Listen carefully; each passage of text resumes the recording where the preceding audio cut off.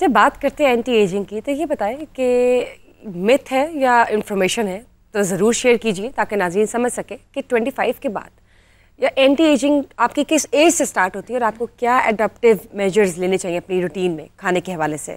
इसमें मैं सबसे पहले ये बताती चलूँ कि जो एजिंग होती है दिस 2 काइंड्स, 2 किस्म की होती है।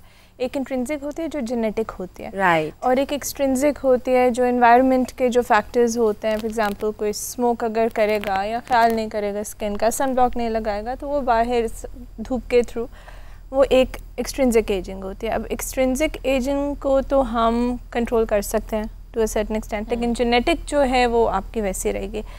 अब जैसे नॉर्दर्न एरिया से अक्सर लोग आते हैं, उनके आप देखिएगा बहुत डीप रिंकल्स होते हैं और उनकी एजिंग बहुत जल्दी स्टार्ट हो जाती है। So it's not just basically कि हम 20 से स्टार्ट करें या 25 से, हमने सारी चीज़ें देख के चलना है। तो for people who from the northern areas वो तो बहुत दे हैव इंट्रिंसिक और जेनेटिक भी है, और उनके एल्टीट्यूड भी ऐसा होता है ना, धूप भी इस तरह से पड़ती है, हाँ जी।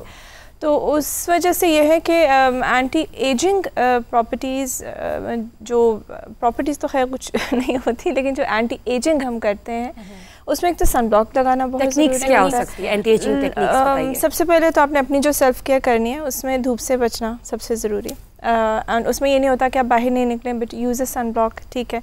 बाकी अपना लाइफस्टाइल, डाइट अपनी अच्छी रखें, proper proportions, proteins, fats, vegetables, हर चीज़ के।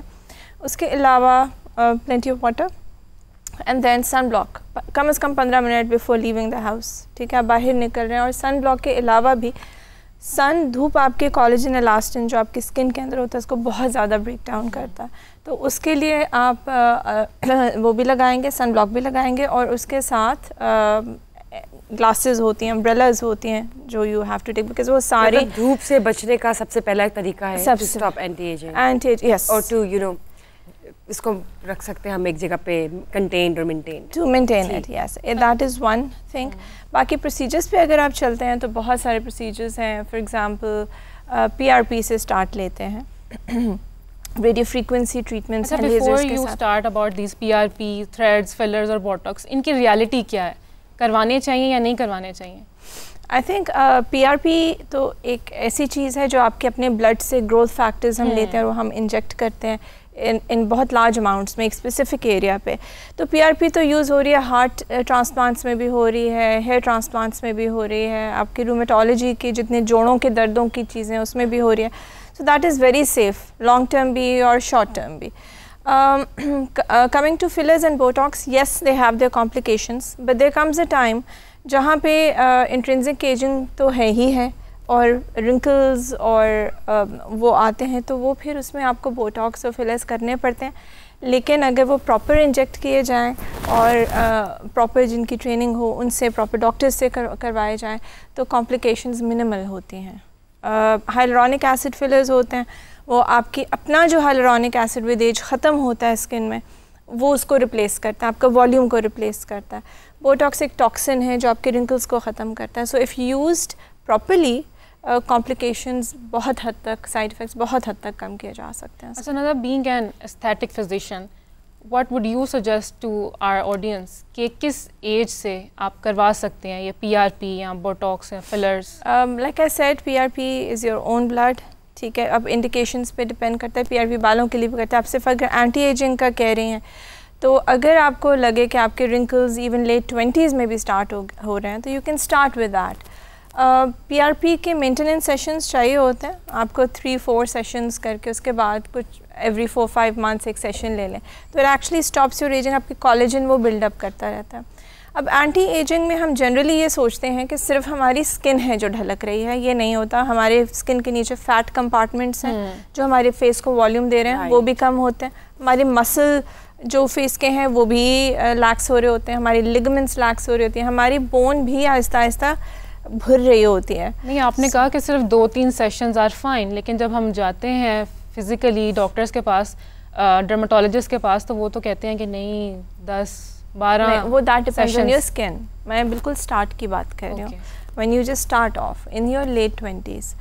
फिर अगर आपकी स्किन ऑब्वियसली अगर बहुत ज़्यादा उसमें इश्यूज़ हैं और बहुत ज़्यादा रिंकल्स हैं या उसको ज़्यादा कोई इशू है, इट नीड्स मोर रिजुविनेशन, तो फिर ऑब्वियसली फिर उसके मुताबिक सेशन ज़्यादा होंगे, वो depends from person to person.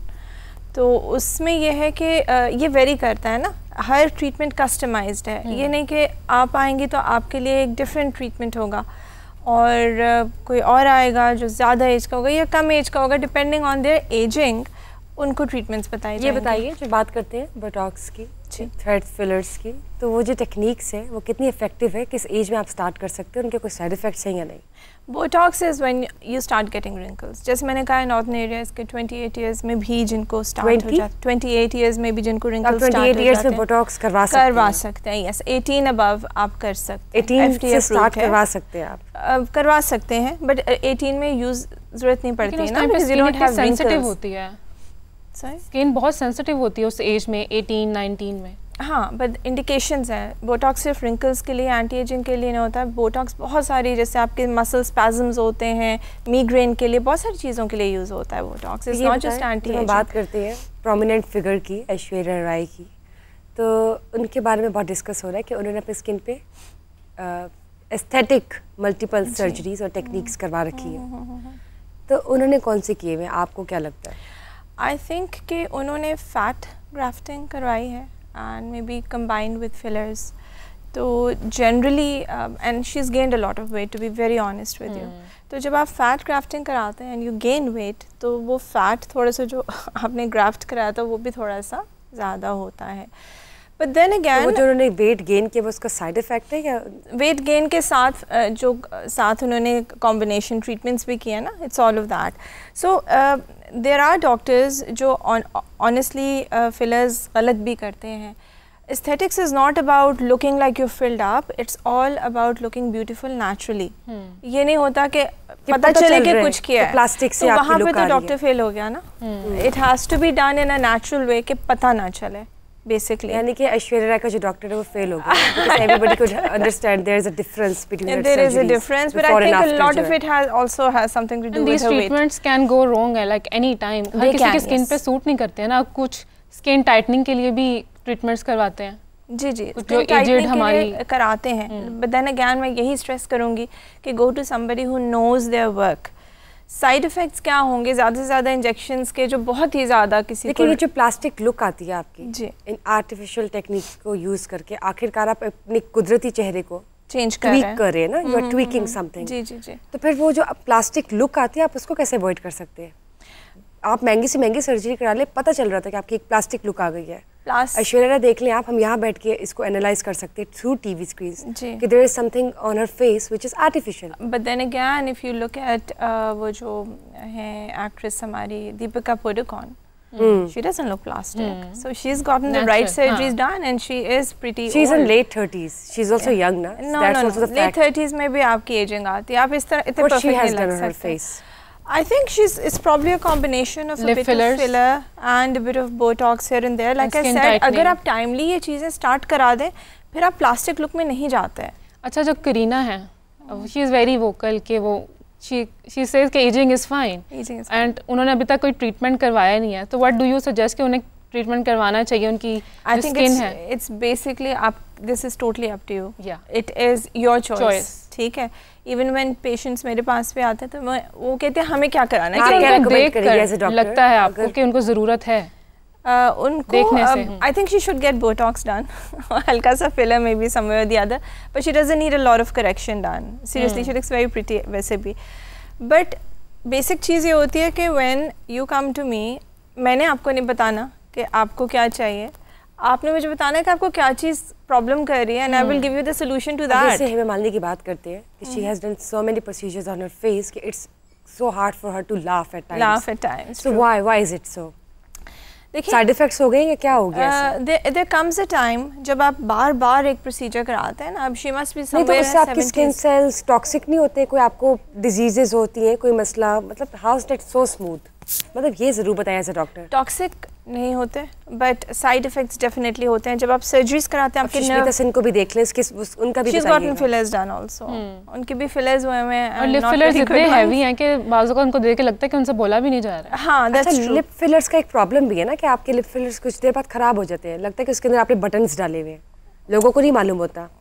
वो आपके वो थोड़े लंप्स से बन जाते हैं, बिकॉज फिलर कभी भी टोटल डिसॉल्व नहीं होता, इट डजंट डिसॉल्व फुल, मतलब आपका 20% फिलर रह जाता है। इवन 3 years 5 years लेटर जब MRIs करते हैं उसमें भी फिलर मटेरियल आपको पड़ा हुआ नजर आता है। क्यों रह जाता है? It doesn't, it just stage, इसकी प्रॉपर्टी ऐसी है ना। On every skin? Most skins yes, कुछ ज़्यादा रिटेन करती हैं, कुछ कम करती हैं रिटेन, और स्पेशली जब आप आइज़ के राउंड करते हैं, देयर पॉकेट्स, हमारी स्किन के नीचे कंपार्टमेंट्स हैं, और वो कंपार्टमेंट्स जो हैं उनके अराउंड लिगामेंट्स हैं, तो वो एक पूरा एक क्लोज्ड कंपार्टमेंट होता है। तो उसमें जब फिलर डालते हैं तो उसको सर्जिकली भी कभी कभी रिमूव करना बड़ा मुश्किल हो जाता है। अब आप देखें ना, मिस वर्ल्ड में यूनिवर्स रह चुकी है ऐश्वर्या राय और सुष्मिता सेन, दोनों जो थी बहुत प्यारी थी, उनकी पूरी दुनिया में पसंद थी, एवरीवन एडमायर्स, लेकिन अब उन दोनों ने ये टेक्निक्स अपनाई है और दोनों पे ही फेल हुई है। सुष्मिता सेन को देख ले, she looks like puffy, her face looks puffy, how and why? I think she is just used a lot of fillers.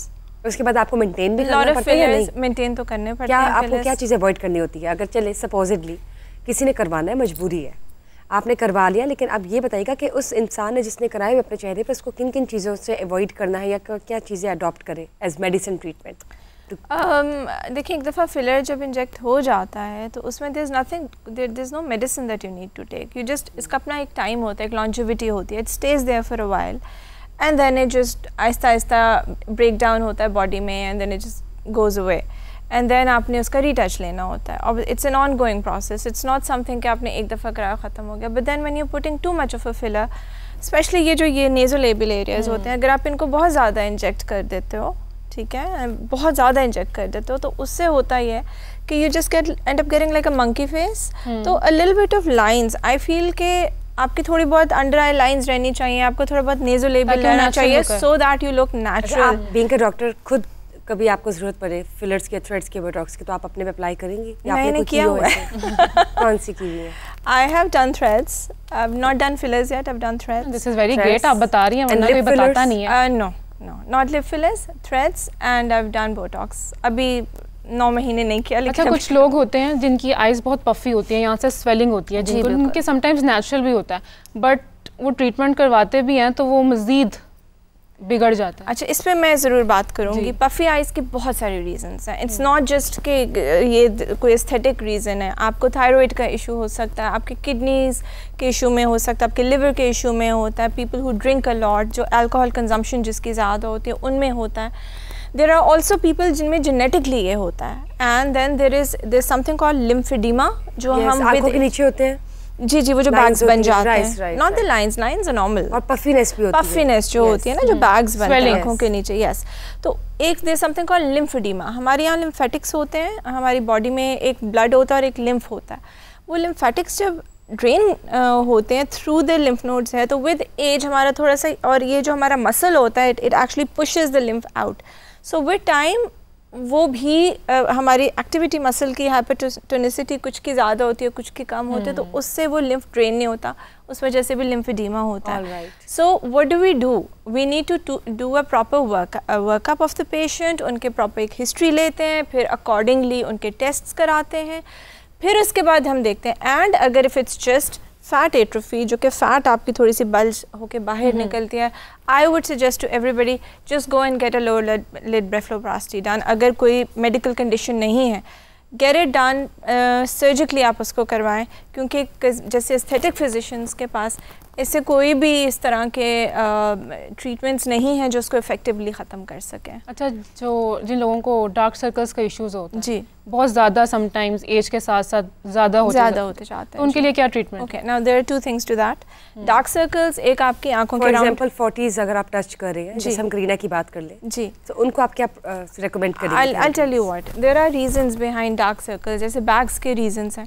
अब डार्क सर्कल्स में कभी होता है कि आपकी हाइपर पिगमेंटेशन, मतलब आपकी पिगमेंटेशन ज़्यादा हो जाती है आंखों के अराउंड, उसका ट्रीटमेंट अलग है। और कभी आपके यहाँ पे आपका स्कल ऐसा होता है कि हॉलोनेस हो जाती है, उसके ट्रीटमेंट्स अलग हैं।